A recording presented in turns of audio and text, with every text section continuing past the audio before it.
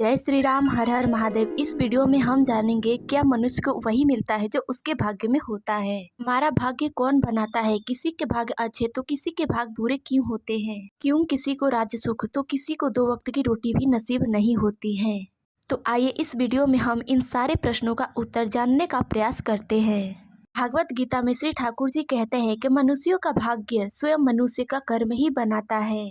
मनुष्यों के द्वारा वर्तमान में किया गया हर कर्म, चाहे छोटा हो या बड़ा, अच्छा कर्म हो या बुरा, चाहे वे कर्म इस जन्म के हो या पिछले जन्म के, मनुष्य को भविष्य में वही कर्म उसके भाग्य बनकर आते हैं तथा उसके द्वारा अच्छे कर्म का फल अच्छा भाग्य तथा बुरे कर्म का फल बुरे भाग्य बनकर हमें मिलता है। ईश्वर मनुष्य के अच्छे कर्मों के प्रभाव से भविष्य में मिलने वाला कोई कष्ट कम तो कर सकते हैं, लेकिन मनुष्य के कर्मों द्वारा बनाया गया भाग्य पूर्णतया अर्थात पूरी तरह से बदल नहीं सकते।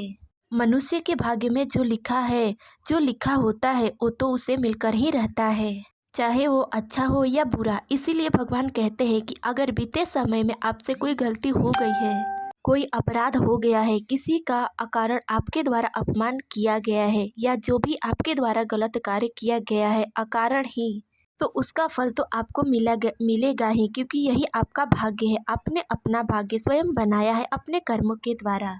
लेकिन वर्तमान समय में आपको अपने द्वारा किए गए कर्मों पर पछतावा हो रहा है कि हमसे बहुत बड़ी गलती हो गई, तो आप उसी समय सारे गलत कार्य को छोड़कर ईश्वर की शरण में चले जाए तथा उनसे यही कहे कि हे प्रभु, अब तक मुझसे जो भी गलती हुई मुझसे उसके लिए क्षमा करो। आगे से भविष्य में मैं कभी कोई गलत कर्म नहीं करूँगा, ऐसी कृपा करो। कभी किसी को अकारण कष्ट नहीं दूंगा। उसके बाद भगवान के शरण में अपने आप को सौंपकर जो भी कर्म करे सत्य और परहित कर्म ही करे। अर्थात आप हमेशा वही कार्य करें जिससे असहाय लोगों की मदद हो सके तथा अपने धर्म और अपने कर्म पर पूरी निष्ठा के साथ चले। इससे भगवान आपके द्वारा किए गए सभी कर्मों का फल भविष्य में अच्छा देंगे, क्योंकि आपने अपना अच्छा कर्म पर अपना भाग्य अच्छा बना लिया है, क्योंकि यह आपके अच्छे कर्मों का ही परिणाम है। तथा जो बुरे कर्मों द्वारा बुरा भाग्य बना है उसका फल तो आपको मिलेगा, लेकिन जितना आपको मिलना चाहिए उससे अत्यंत ही कम मिलेगा। उदाहरण के लिए, अगर किसी के बुरे कर्मों द्वारा उसका बुरा भाग्य बना है कि आपके साथ कोई बहुत बड़ी दुर्घटना होने वाली है, लेकिन आपके अच्छे कर्मों की वजह से वह दुर्घटना तो होगी, क्योंकि वही आपका भाग्य है और भाग्य का लिखा कभी मिटता नहीं, क्योंकि हम स्वयं ही अपना भाग्य का निर्माण करते हैं।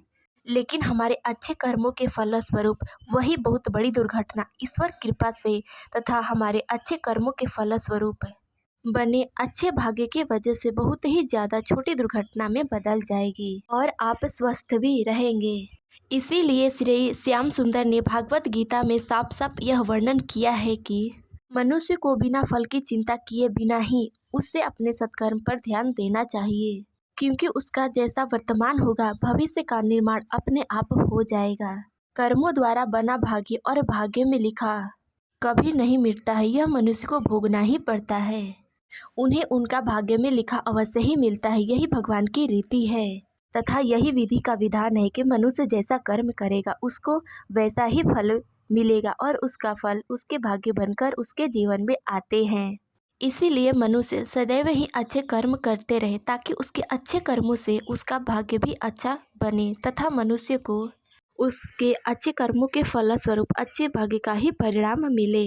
उम्मीद है कि आप सबको यह प्रश्न का उत्तर अच्छे से समझ में आ गया होगा कि मनुष्य को वही मिलता है जो उसके भाग्य में होता है तथा उसका भाग्य स्वयं मनुष्य का कर्म ही बनाता है। इस वीडियो में बस इतना ही, मिलता है अगले वीडियो में, तब तक के लिए जय श्री राम, हर हर महादेव।